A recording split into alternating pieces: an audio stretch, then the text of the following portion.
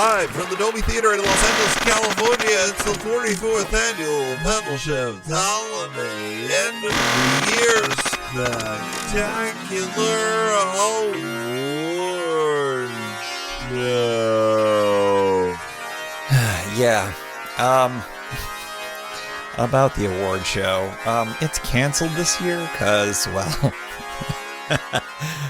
well, we couldn't get people into the Dolby Theater because that would clearly be a problem. And yeah, we have no awards to give out. So this year, in the year unlike any other, we continue a tradition like no other, a futile attempt to review the year in podcast form. And since no amount of fictional podcast elves or award shows can possibly out 2020 this year, we have special guests and friends of the show, Brock Dittus and Aaron Flores of the Sprocket Podcast, to help make some sense of this year and the year to come. Hope you enjoy.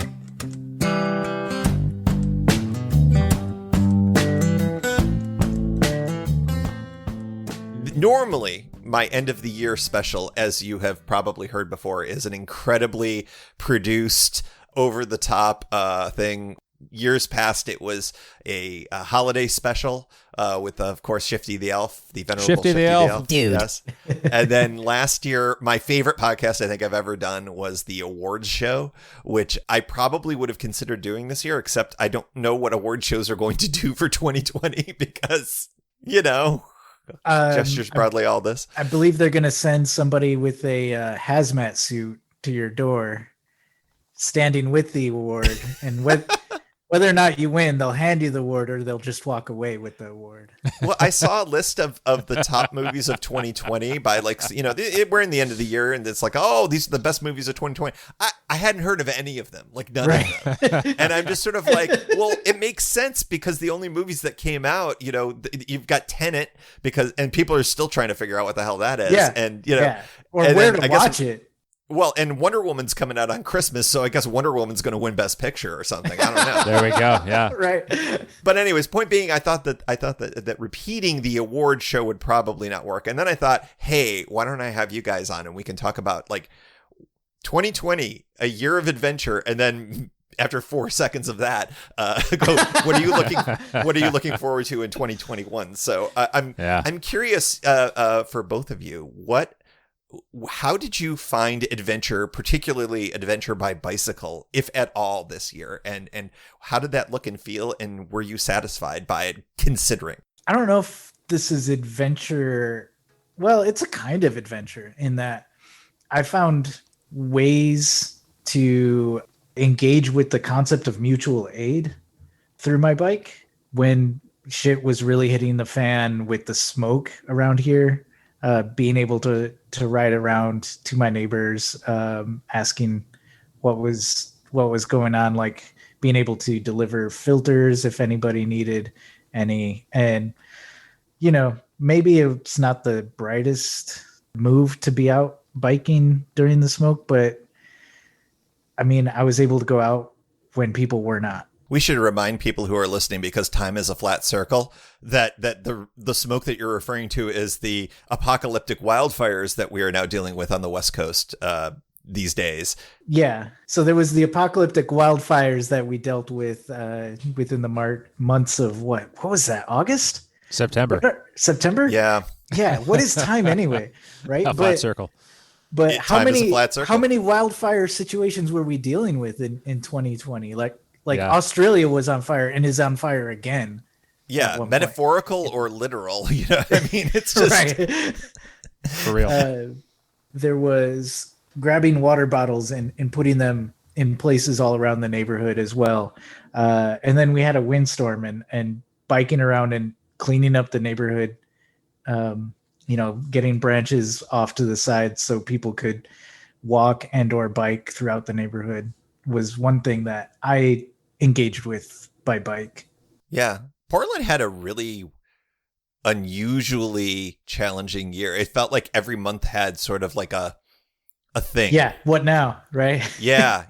I mean, I think we all did to a certain degree, but you know, the fallout from Minnesota creating, a lot of civil unrest and legit, real protest and whatnot, and then how that led to things, and bikes were a part of that, and then it became national, and it's just remarkable times. Kind of a shameless plug. That's talked about in our episode with Dan Kaufman. I guess it's not so shameless because I'm not in that episode. You could plug away, sir. I'll plug it. Dan talks about how bikes and the protest movement kind of went hand in hand, both historically and as it is this year. Yeah, that was with our newest co-hosts, Armando and Joan. And Dan sings a song, as he always does when he comes on the show. Oh, that's right. And it was a good one. I forgot that's been a thing before. Yeah, that's right. That's right. Brock, what about you? What's 2020 adventuring, and you've had some additional new things in your life, and there were times when I would see on your social media that bikes would certainly be involved in all of that. How has the bike been a thing for you in your adventuring, small, medium, and large? Bike's been good. It's given me a lot this year. I think certainly with like working from home, I didn't have a reason to commute anymore, and so for me, when the weather was good, it was just getting out and like seeing stuff. And I remember, it was I think in May, like directly after George Floyd, that was when I went out just for a long thinking ride, and kind of trying to figure out like what how do I put my thoughts together, in the place that I'm at, and how can I, what do I do in my life with this information? And so the bike was a good place to process some of that. It was also, I think, like kind of home and abroad, when we thought of taking some sort of bicycle adventure with the family this year. At that time, it was 3 of us, and Adele was pregnant, and so she couldn't do a lot of bicycling. We brought her upright bike, and she rode that along for a little bit, but we did some riding in Idaho. If you want to go bicycling during a pandemic, you should go somewhere where fewer people think it's a big deal, I guess, because there are more services. We were very, I think, safe in everything that we did. We really didn't have a lot of contact with anybody on this trip, but we did. We were able to go bicycle on this trail of the Coeur d'Alenes, which is a 72-mile trail, I think, in basically across the Idaho Panhandle, and we did that in 2 days. And I towed Cyrus behind me for that, so that was a lot of fun, and we got to see stuff. We saw a moose. It was the first time I'd ever seen a moose in person, and it was scary, so we didn't stop and look. We were like, hey, there's a moose, let's keep on going. Also, did you camp on this trip, or did you get roofed lodging? We got roofed lodging at the end. The end of the basically like 12 miles from the Montana border or something, this trail kind of terminates, and there was a town there that had an Airbnb. There was conveniently enough, there was a cabin that you could rent in the parking lot of like a convenience store and a gas station, and so we could stay there, watch cable television. Was it cable television or just broadcast? Like we watched PBS and some old music thing, and got ice cream from the corner store there. But the mid stop was Harrison, Idaho, had basically a city campground and beautiful lakefront. We were parked right out by the lake there with the tent set up. We could look out the door and see the water. There were boats with political flags flying like all over the place. It was an interesting situation to observe. And then there was also a bar having live music that night. And so from, what was it, like 8 to 10 or something, we got to listen to 80s covers, basically as though we were right there in front of the band. So we didn't expect that. And it didn't cause any problems for my son sleeping. And so, it was all good. That sounds like a win-win-win. I am deeply curious what 80s metal covers they were playing, but I'm guessing some Poison. I'm guessing there was some Poison. I think it trended more towards the pop side of things, honestly. Oh, really? I think there was less metal and more like, just like the Police and stuff. Interesting. Yeah. I don't know why I expected if you're going the 80s cover band. I would have totally thought hair metal myself. I think partially because I'm reading Duff McKagan's biography right now. And so that's all in my head, and he's talking about how in early Guns days they toured with Poison. I actually literally just read this one chapter. I'm like, man, that must have been a weird combo. So I was going to actually make a side bet with you, knowing that they probably were going to play Poison. Was it nothing but a good time poison, or was it every rose has its thorn poison? And which would you wager on? Yeah. It was working for the weekend. Okay. Lover boy strikes again. Yes. That actually sounds like a lot of fun. It's funny when you're bicycling in places where there are events that were happening this year that were sort of like, wait, don't you people know what's going on? Right. And then you sort of like get that moment where you're like, okay, well, I'm just going to be over here and observe this and enjoy this from afar. That can turn out to be pretty good. So, everybody has their own kind of level of where they wanted to go this year with all of that. Challenged by choice. Yeah. Yeah, exactly. Well, Yeah. that sounds pretty good. Did you get out on any kind of bike camping adventure or any kind of camping adventure this year, Aaron? I didn't do any camping, but there was this bike adventure I went on with my oldest brother in Missoula, Montana. Oh, you talked about this in the pod, Yeah, didn't you? yeah. And it was pretty amazing. And I would totally, if circumstances were different, I would totally make a bike tour out of this where one stop is my brother's place and we hang out, and then, bike up and over this mountain, hang out at his in-laws ranch, and then just launch over to Glacier or something like that. This was fascinating. Now you have jogged my memory on all of this because this was a few months ago / a few years / 1,000 years ago. Right, Because time right. is a flat circle. But so you went from your brother's home to his in-laws' home, Correct. and you took some crazy forest roads and some crazy grades to get there. What was the total distance? It was just under 80 miles. The actual mileage I had at one point, I couldn't tell you now.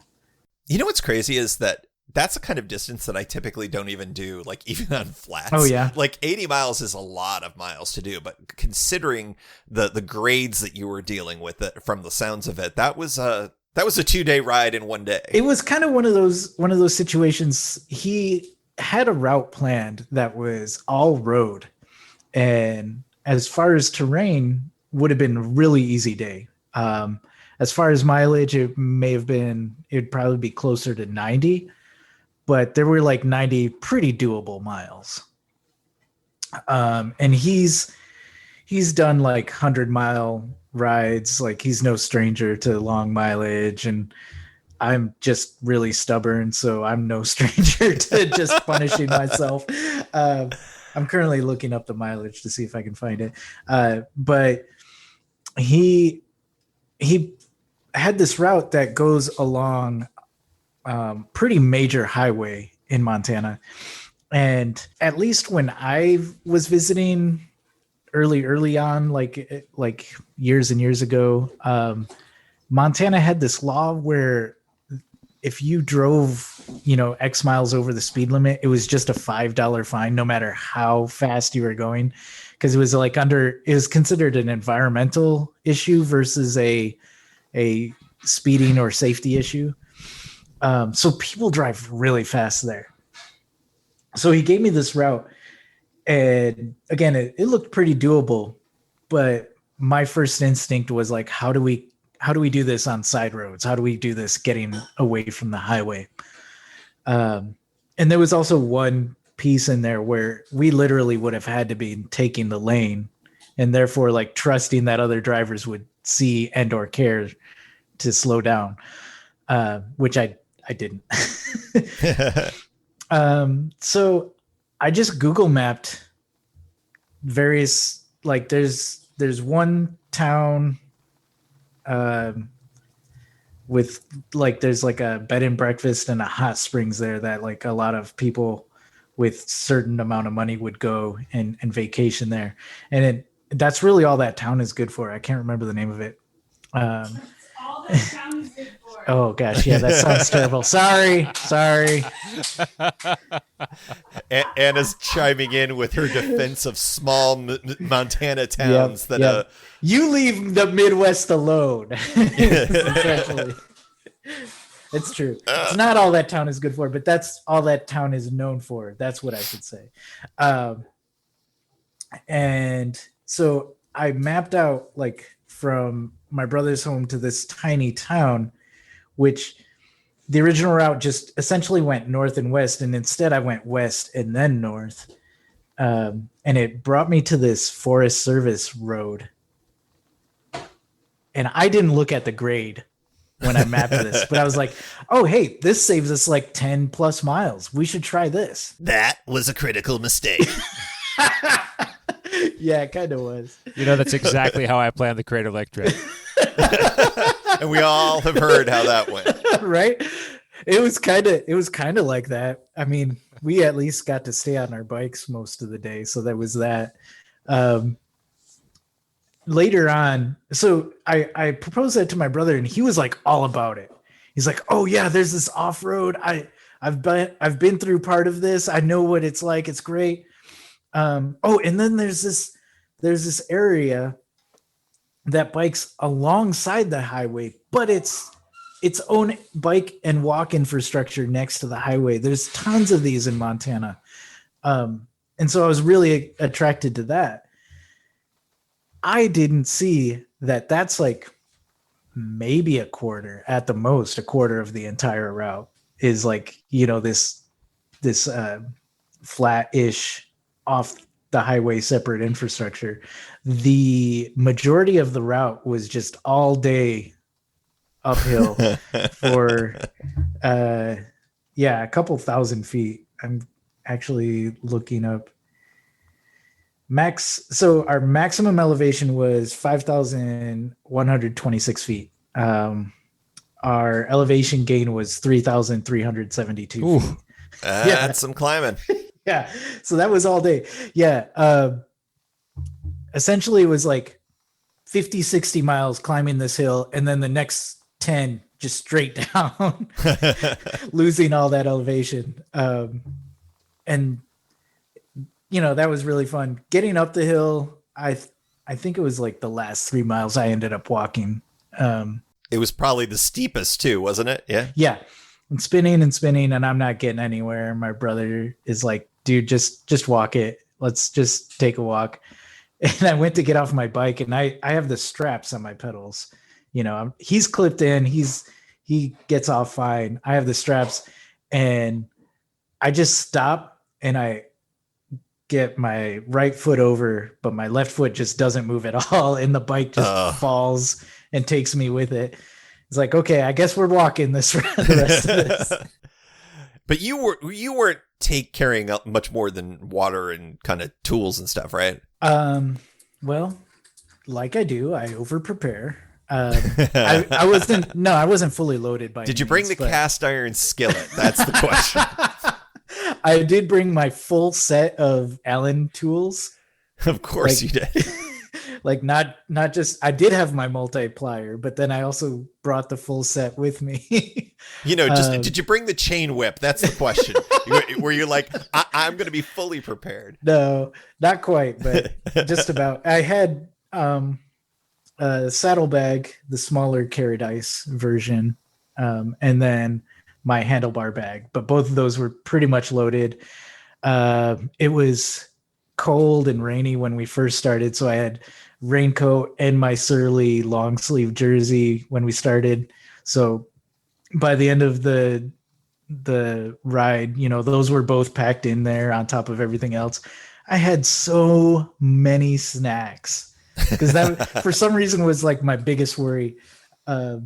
Was like, what if I run out of food? I don't know. Caught out without vegan nuggets. Right, exactly. Yeah, no nugs, man. But did you run out of water? Am I remembering that right? We came very close. We got to this town. Gosh, I really should look it up. What the name of this town is? Ask Anna. She's a big defender. Yeah, we got there and we were like maybe just 2 inches in our water bottles, in our last water bottle, and there wasn't anywhere to pick up water. And how much water did you have at all? Oh, in total, he had like a Camelback. I don't know how many liters that was. I would say it's at least a liter, if not, 2. I brought 3 water bottles with me, like on the cages. each of those were like 16 ounces, I want to say. And one was full of coffee. So there is that. Because we started at 6 a.m. I'm not going to not ride without coffee. When you're low on water, are you I conserve, or do you just drink through it? Because there are two schools of thought on that. I might defer to Brock. Do you remember my relationship with water much? I don't remember you ever. I think of you as like the preparedness conservative type, and so my assumption is that you would keep like a small reserve until like it became necessary. But I don't remember. Okay. I don't get thirsty. You're one of Let's those. say reserve, especially if I'm biking or if I'm working or otherwise occupied, I'll totally ignore the fact that I get thirsty. Interesting. Or even forget that I'm thirsty. And so seeing those couple inches, I'm like, I probably should worry, but we got like 15 miles. Yeah, we'll be fine. 15 miles. June. That's only another hour. 87 degrees. Yeah, we're fine. We're cool. I have read, and I'm not sure if this is true or not, but the what you're quote unquote supposed to do is just drink. Really? If you're sitting there going, oh, I only have an inch left, so even though I'm thirsty, I'm not going to drink it. That apparently the efficacy of that is not very good. That you're better off just drink through it and then be done with your water supply and then start to slowly dehydrate rather than kind of extend your dehydration. I'm not sure if that's for real, but I feel like that's a thing. But I was curious if they were intentionally doing that. I think I'd like to look into that. It makes some sense even on a psychological standpoint, because then you're like, you drink it, okay, I'm done. I don't have to worry about that anymore. At least I don't have to go, as I'm riding, go like, okay, I've got like this much left and this many miles. I'll take, this sip, and then. That's not a thing that's going to distract you anymore. Now you're just going to concentrate on finishing your ride. Right. And the flip side is sometimes just taking even a baby sip of water can be mentally a refreshing thing if you are truly thirsty. But, I don't know. Brock, what have you heard of anything on that front? Well, no, but I think I would agree with you about the, don't save, like, what's that inch of water going to do you, like, in an hour? You're not going to be happy to have another inch of water necessarily. And it's kind of like the, like gearing, like I've heard people say like, oh, I'm saving that gear until I really need it. It's only going to get harder to shift, like the farther up a hill you go, the more difficult the shifting is going to be. And it may or may not help, to whatever you're hoping to get out of the experience. Put it in that granny gear as soon as you feel it. I'm that way with just about everything, yeah. Yeah, you know how I am. Ride your ride, but those people are monsters. I'm just saying. I mean, but the other thing, it's like I kind of am that way with money in some ways, like, I mean, I think I have decent saving habits, I hope, but I want to be able to eat when I'm 90. But I also, it kind of like, well, this is here now, might as well do this thing, as opposed to like, well, what if something better comes along? It's kind of like take the opportunity while it's there and believe that we live in a world of opportunity. Yeah. I think that for most people is the case. To kind of put a bookend on that whole saga, we did end up passing by like a VFW bar of some kind, and we're able to get a glass of water and a Coke. And probably a fun conversation, I'm thinking. They were just kind of weirded out. They asked us what we were doing, and they were just kind of like, okay, I guess if that's what you want. I'm thinking a rural Montana VFW conversation would be really interesting, but I'm stunned that it's not. So I think I've also had water purification in my bags, like, I don't know, for every ride I can remember since like 2011 or something. I think maybe you get out in the middle of the woods somewhere one time and you don't have water or the ability to purify. And that's the one that just makes me think, well, I'll just always have this with me now. This is worth carrying, like, no matter what. They're so light and easy, yeah. Yeah, by the time we got down the hill, like, there were rivers around. Like, worst comes to worst, we could have probably done that, even maybe suffer some consequences later. Or not. Yeah, that's true. You never know. It is worth noting that we did get a bailout at the VFW. My brother called his wife, and we were only like maybe 5 miles at that point, but we were just like, let's just call it. We've done the bulk. Yeah, we did the fun part. That's right. Hashtag not cheating. That's a fast forward, y'all. And we kept biking on, and they eventually like caught up with us, and they each had, they had two 32-ounce Gatorades, and one for each of us, and mine was done in like 30 seconds, maybe. What flavor was it? I don't know. Okay. Sweet. It was empty by the time I figured it out. Yeah. Do you two? I have we had this conversation? There is a correct answer. What is the one true flavor of Gatorade or any of the branded grape? Grape. It's grape. Yeah. Yeah. Uh, Brock, so- what's your incorrect answer? So if You're I wrong, say Brock. Gatorade I mean, ride Zero, your ride, but you're wrong. Gatorade Zero Glacier Freeze is the one that I'm all in for, and I found you can get it in the little sleeve packets, like a Via coffee, so you can make like 20 ounces with with nothing. I'll give you points that you can get it in a packet, because grape, as far as I can tell, doesn't come in a packet. It did, and when I did my 2014 Pacific Coast ride, I pre-purchased on Amazon, and it was stupid expensive, those little packets of it, and went through it so fast, and I've never seen it again. But the glacier freeze or whatever it is that disturbing milky white color? No, it's blue, disturbing milky blue. Yeah. Oh, okay. There's one that's like this Frost, something lightning frost or something like that. Yeah. And it's sort of like this diluted skim milk color. Yep. Shouldn't be. And I'm not sure what the flavor is. It's like lemon and berries and Sadness. also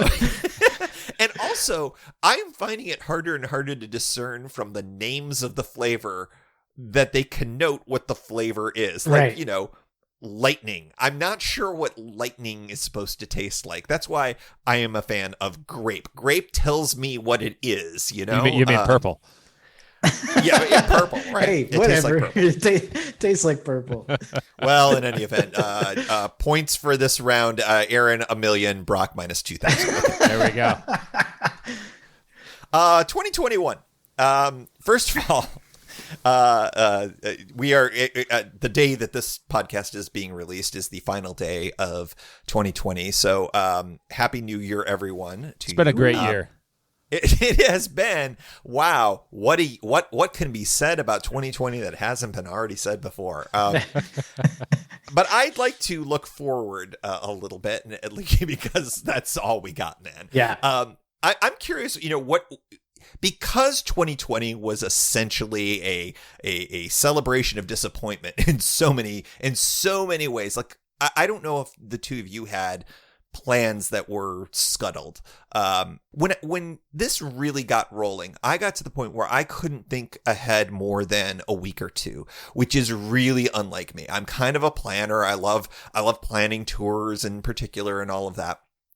But I didn't see much further than a couple of weeks ahead of me, which was disturbing in so many ways. But now it seems like that maybe next year we might be able to get to a point where not that things will be normal, but that we might be able to get to a point where we can kind of aspire to something that feels a little bit more normal in our adventuring by bicycle or otherwise. And I'm curious, have you allowed yourselves to think in that way at all? And if so, what has that looked like? No. Brock, we're going to mark Brock down as a maybe. The year has really beaten planning out of me, like you were saying, Tim. Like, it's really hard for me to think of like making plans and keeping them. Like, that's a hard thing. Like that, I mean, that's the essence of normal, right? And so even if like more opportunity, like say it's less of a public risk to go outside and see another person, that's great, and that's closer to normal. But yeah, I've had a really hard time wrapping my mind around and to add to that, you mentioned earlier, I have two kids now, and one just showed up about 4 weeks ago now, a little bit more, and so I have knocked on your door and it's like, hey, I'm exactly. here now. Exactly, yeah. just the showed stork up. dropped me off. If you had told me it was 3 months ago, I would have said sure, yeah, Exactly. because time is a flat circle. 4 weeks ago, amazing. And I'm on parental leave, and so it's a great time to have it because there's the holidays and stuff. But also, you can't go anywhere, and it's the holidays.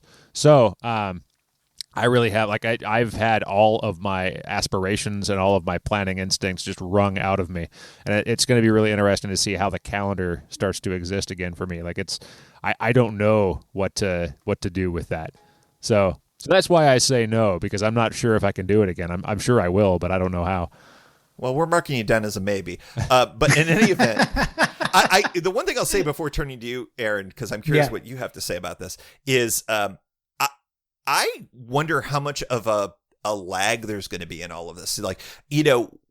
Just going, we went into town today and got nachos at our favorite taqueria in Shepherdstown, and that was awesome and great. But that's the most kind of closeness I get to people that's outside of maybe going grocery shopping or something like that. I'm wondering how much lag I'm going to have feeling comfortable going to anything that's any kind of an event, because you just get used to not doing that after a while, which, as much as I'm excited to go to shows and go travel and do more, it's I wonder how much of a lag there's going to be even after, there's some real degree of safety. But anyways, Aaron, 2021, are we marking you down at least as a maybe here?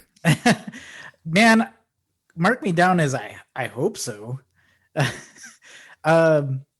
As far as big gatherings, in a way, this sort of played into my already existing mode of operations, in that, I kind of, for the most part, I will say there's a definite exceptions, but for the most part, I kind of shy away from big gatherings and crowds. But there was a time where, Anna and I were about to spend a week in Japan, and suddenly we can't go anywhere. So I'm looking forward to at least making up for that missed time, being able to connect with our friends in scuba. But then there was also just missed out on family gatherings that we weren't able to go. We were kind of literally disinvited to families' houses, saying don't come over, that's a bad idea, and they're totally right. But in the meantime, we really would like to maybe bring our Bromptons to Mexico City and be able to ride around there, or even just ride through rural Michigan on whatever we can find out there. Yeah, it's just really interesting, how all of this is going to kind of rejigger our thoughts of, what feels good, and also redefining who we are. I always thought that I was, a pretty extroverted guy, and I love going to shows and all that other stuff. But I really thought about it some more, especially in the context of bicycle touring. Dude, I'm a loner, man. I don't ride with too many people. When I do, it tends to be in a very specific way, and bicycle touring is for me mostly a solitary thing, which is why this year, although I didn't do it as much as I would have liked to have, I still went out on the C&O and did essentially the same tour as I would have. So it was just really interesting to kind of have this be a refocus of who I thought I was in the context of bike touring. Yeah, I think similar to you, Tim, I tend to be a little misanthropic when it comes to how I behave on tour. I like to be alone. I like to get out, and I don't like to have to talk to people. And so it does seem like this era of history that we're in is probably the best time for me to go out and camp somewhere, because I won't have to deal with that many people, presumably. I think one of the things that's difficult is that I would have liked to have done more bicycle camping this summer. Weather was here, and it was nice. And I think for state parks, we've got a bunch of great hiker-biker options within reasonable distance from me, but none of those were open this year, and none of those were made available. And so I am curious. I know that car camping became a thing, and that we did take advantage of that at one point, but they never opened the hiker-biker sites that I would have usually gone to from here, starting with the one that's 11 miles from my house, kind of a shakedown. So I've been wanting to do a shakedown because we haven't done bike camping I guess I haven't done bike camping. My wife has, and she did that with my son and a couple of friends the year prior. And so he did pretty well, I think, overall with that. But I've never done it, and it's kind of one of the things I do want to do is prove to myself that I can handle my son, my older son, and myself kind of without mom around. And I think this parental leave has been good for that because mom is dealing with the younger child a lot. And so I've spent a lot of time kind of getting to know some of the things that help me understand what he needs on a biological level.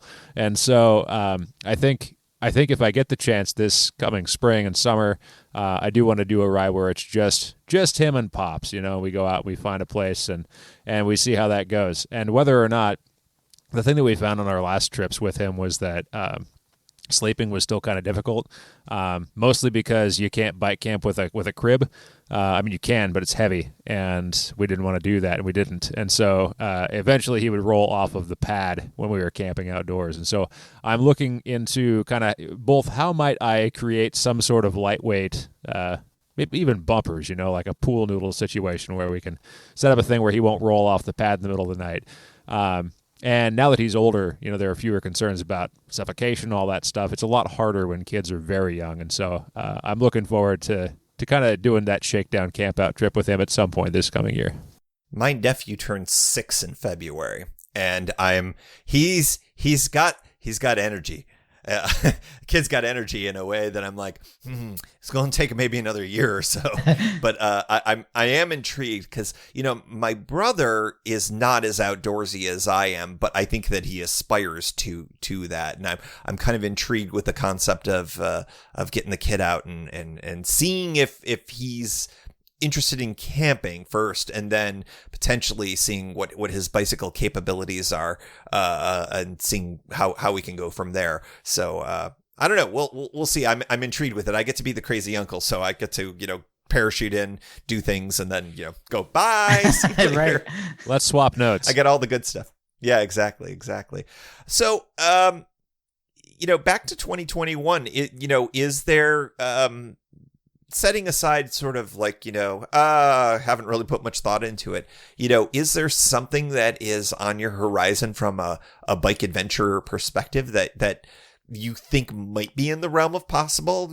Say we all get the needles in our arm in the spring, which would be amazing, but whatever. I mean, setting all that aside, what are you feeling? And has what we just went through in 2020 been any kind of a factor in how you have reframed what you're looking forward to potentially doing? One thing that happened for me in 2020 was I found a lot more local rides to be able to, for lack of a better term, get the miles in while still like not going too far afield.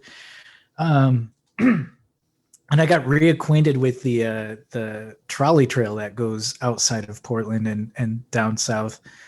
And so I would say, at least in the more immediate future, I'm looking forward to exploring, like from Oregon City south, like going further that way, and seeing whatever paths or whatever trails are out there, and camping out that way. That's great. Brock, you and I threatened at one point to do something in the Oregon wine country of memory serves. Yeah. Do you recall that? That feels like that sort of links into that a little bit. Yeah, I'm south of Oregon City for sure. I know that there's a scenic bikeway that runs right through my town, and I would love nothing more than to ride that with you someday if that becomes possible. Yeah, there's a lot of ways in which. Well, I've moved from the strong and fearless category to the interested but concerned category, and figuring out, once I've got kids with me, it's a completely different proposition. I do have that cargo bike that I just inherited from EJ, and looking both to see if we can get the infant seat base secured to that, so that we can make that a decent transport for him once he's old enough to wear a helmet, and then either way, one of the things that we did in town, my oldest son and I together, before we lost our daylight savings time took our fun from us. But he would get up from Doesn't nap it always? Always. Yeah. Spring forward, fall stupid. I don't know. There's something there. But the 5 o'clock was the end of his nap time, and so we'd pop up. I'd put him in the cargo bike, and then we'd go out and roll around for like an hour and a half or so. And so finding places to do that, I'm interested to see kind of how I get out of town. I'm really into the whole, like, from your front door sort of thing, like just leave from home and see where you can get to. And so I'm curious to see what is out there, both for day rides and for overnights, because there are some cool camping opportunities in various places around. Not in Lebanon, though. Apparently in Lebanon, you can only have a tent if you have an RV parked on the site. So really? No kidding. Yeah, not into it. That's a remarkably silly rule, but, hey, It Lebanon. is. It's a remarkably silly campground. Well, it is interesting to see how our collective ideas of adventure have changed.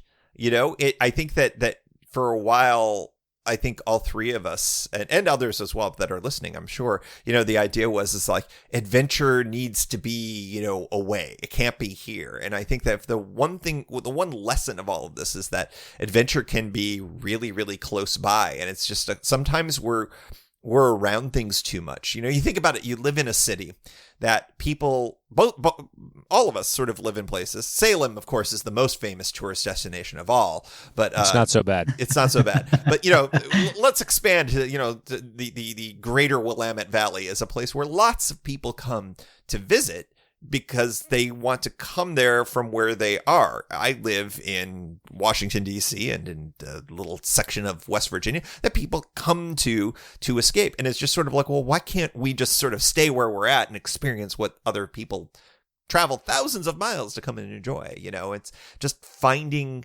that adventure in your backyard that other people are traveling thousands of miles to come and see. I think it's the one nice little lesson that we had. But what I do worry about a little bit is that once we do get to the other side of all of this, that there's just going to be this amazing, let's just put it this way. My grandmother, when I asked her about the 1918 influenza outbreak, she's like, yeah, nobody ever talked about that. And we just all sort of ignored it. And I wonder if that's what ends up happening with all of this, that once we get to the other side of it, there's this sort of like taste of whatever the new normal ends up being. And then it's just sort of like all of these lessons we learned that were potentially positive, we sort of just say, never mind, I'm flying out to Oregon tomorrow. So I don't know. I mean, I think the idea here is maybe to try to retain a little bit of the lessons, even though once we have the capability to travel and go off and do what we did before, that we get to do it all, Sure. It's similar to not eating meat or not drinking alcohol. Like, I love and have the capacity or ability to go to a place, but I can choose not to go to a place and rather explore where I am here nearby. It's fucking amazing, but don't go there. Right. Yeah. Top of Everest. I hear it's pretty cool. I choose not to go. Right. Not that I couldn't climb up there with the help of, a $50,000 check to an outfitter and supplemental oxygen and, a local guy roping my ass up there. But, I choose not to, I think the analogy is sound. Works for me. But you're asking us to be consciously reflective, you said, then. Something along those lines. That's what the show is all about. Conscious reflection and, and mantras and all that other kind of stuff. We occasionally swear. But in any event, I'm curious, any final thoughts as we sort of turn the clock, the crystal apple or ball or whatever it is about to drop within a few hours from when this podcast releases. Any kind of closing thoughts on this year and the prospects of the future? I think there are a lot of big questions that have come in the bicycling industry, kind of about equity and who has a seat at the table and who has a say in what happens with that. Same thing with the outdoors. Same thing with indigenous lands. I mean, there are so many things that have come up, topics that have been broached. And it's real easy. I think certainly I was real interested in sharing a lot of pro-social content back in the summer. And my Instagram feed is now pictures of outdoor scenes and whatnot. And it's easy to, I guess it's easy to forget that there are people with varying levels of privilege. And I imagine a world in which everyone has the same amount of access to fun and adventure and the outdoors and equipment, and not having to worry about being treated differently because you look different than the people around you. And so I'm hoping that we can work to figure out, not just forgetting, like the rest of the pandemic stuff, that this is something that happened and something that we have to reckon with, but looking towards a world in which it's a bit more just and people have more opportunity no matter who they are. And I don't know how that happens, but I want to keep that in front of I mind. think that's really well said. I think it's easy for us to kind of go well, when things go back to normal and we have kind of a general idea or idealized version of what normal is. But there was a lot of things about normal that I think that this pandemic kind of showed was not really that great to begin with. And maybe our new normal could be working towards correcting or at least doing better than what normal was. We got confronted with a lot of truths that I think some of us maybe knew about, but didn't really act on it. Right. We should own that, what have I done to help the people who are, struggling with their rent, or what have I done to just help my neighbors who don't have a filter in their house because, they just can't afford it or can't even get out because it's so smoky outside. I'm getting a little preachy. I'm sorry, but go on. No, I mean, But- if I may be so bold to say, I think that what this all comes down to is acts of kindness and acts of local community. I think about in the bike touring context, if we see somebody out on the road, and not even in a touring context, when somebody's got their bike flipped over and they got their tire off. Yeah. The first thing that you do is you pull over and you're like, hey, do you have everything that you need? And, often, when I'm the person who's got the tire off, I'm like, nah, it's cool. I'm great. But I always appreciate hearing that. But I remember, I think I may have told the story before. This was actually in Portland. I was riding, this was years ago, and there was a guy who he had a flat. He didn't have a patch kit. He didn't have anything. And so I helped him. I patched up his tube and got him out. And he's like, hey man, what do I owe you? I said, you don't owe me anything, man. But do that for the next time you see somebody who's in your situation, help the next guy. And I feel like that's something that that fits in bicycling and bicycle touring. It'd be kind of neat if we kind of did more of that. Definitely in the rest of our times. I wanted to kind of close out the show because we've talked about community and all of this. We had a fellow listener to both of our shows who sadly passed away this year, Dan Gebhart. And you guys, Aaron, you said everything that needed to be said. Yeah, it was a beautiful tribute to Dan. But Dan supported both of our shows and was, by all accounts, a really good guy. And I wanted to kind of make sure that here in the last show of the Pedalshift Project for 2020 that we gave him a shout and an RIP and all of that. It was a sad. It was so deeply saddening to me to hear of his passing, especially the way that it happened.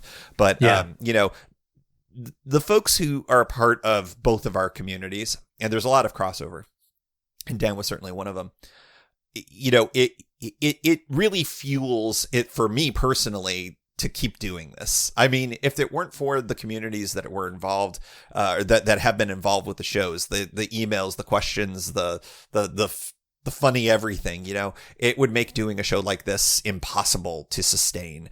And so when you lose a member of the community, that I think that stings a lot. So I wanted to give a quick shout out to Dan.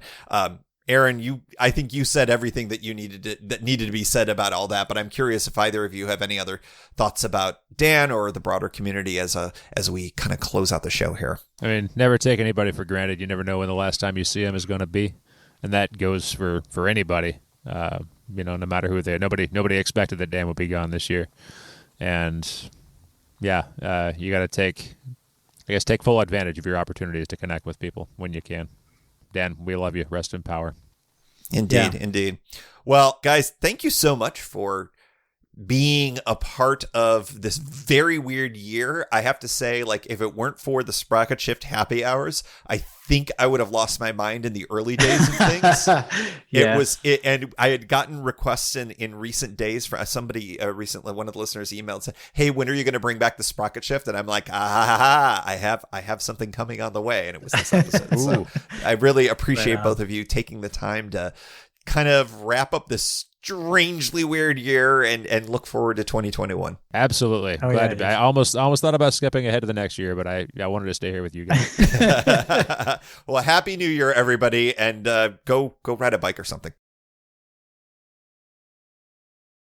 And as always, we like to close out the show with a special shout out to the Pedalshift Society. Because of support from listeners like you, Pedalshift is a weekly bicycle touring podcast with a global community, expanding into live shows and covering new tours like the Kessel Run. If you like what you hear, you can support the show for $5, $2, or even $1 a month. And there's one-shot and annual options. If you're not into the small monthly thing, check it all out at pedalshift.net/society. On to the society. Kimberly Wilson, Caleb Jenkinson, Cameron Lean, Andrew McGregor, Michael Hart, Keith Nagel, Brock Dittus, Thomas Skadow, Marco Lowe, Terrence Manson, Harry Telgadis, Chris Barron, Mark Van Ram, Brad Hipwell, Mr. T, Nathan Poulton, Stephen Dickerson, Vince LaGreco, Cody Florchinger, Tom Beninati, Greg Braithwaite, Sandy Pizzio, Jeff Muster, Seth Pollock, Joseph Quinn, Byron Patterson, Joachim Robber, Ray Jackson, Jeff Fry, Kenny Mikey, Lisa Hart, John Denkler, Steve Henkel, Miguel Quinones,